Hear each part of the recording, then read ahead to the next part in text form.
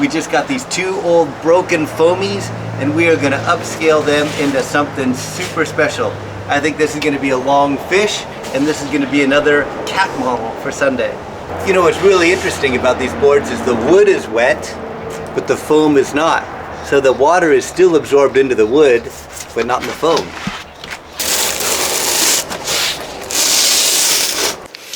This is the first board from the two broken Learn to Surf boards that we had.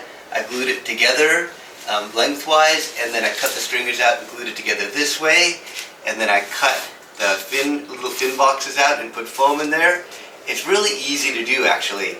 Plane down the bottom, and now I have my rounded pin template on there, and so I've got a very, very light, strong blank that will not absorb water. The foam is great.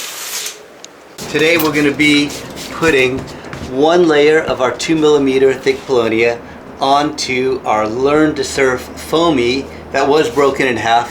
And so we've got a really good little light blank here. We're going to turn it into a surfboard. There's my honey-like glue. Plenty of glue on the bottom here. Put it on there. The clock is ticking because the glue is curing. This is the tricky part, okay? Everything else is pretty easy except for putting the rockers in. So I lift the board up a bit, then I put the bottom rocker template on here. So we have the bottom rocker that we want on. Got our first layer of 2mm Paulownia, vacuum onto the wood, and it's a pretty simple process.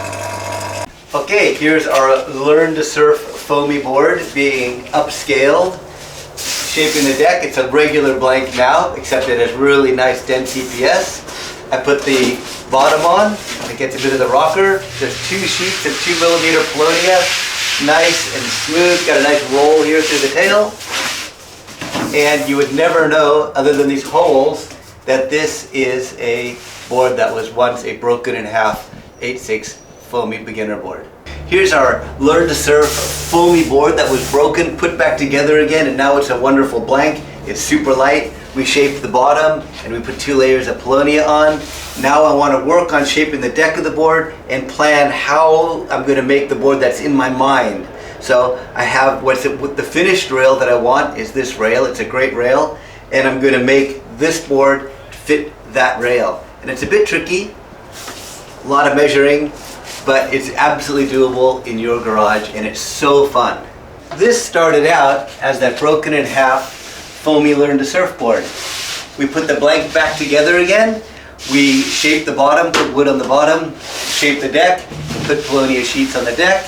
Then I put the rails on, and I used EPS foam on the rails, and then a 2mm layer of wood around the rail, Paulownia wood, and that's for strength.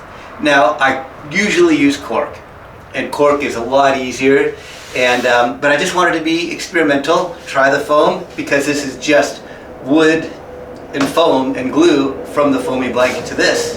And this is really super durable. The deck is really strong, the bottom is strong, it has a wonderful little bounce to it. It'll last a long time, and if the rail gets too dinged, I can easily cut it off and put cork on, no worries at all. This board will last a long time. This is the broken in half Learn to Surf foamy board that we took apart, glued back together again, and I wanted to make it with the foam rails because this is just Paulownia wood, that blank, and glue in a vacuum bag. You can make these boards, and I took it upon as a challenge to myself to see if I could make a board that simply. And this is a rounded pin that is just like the one I had in 1978 that made me fall in love with longboarding.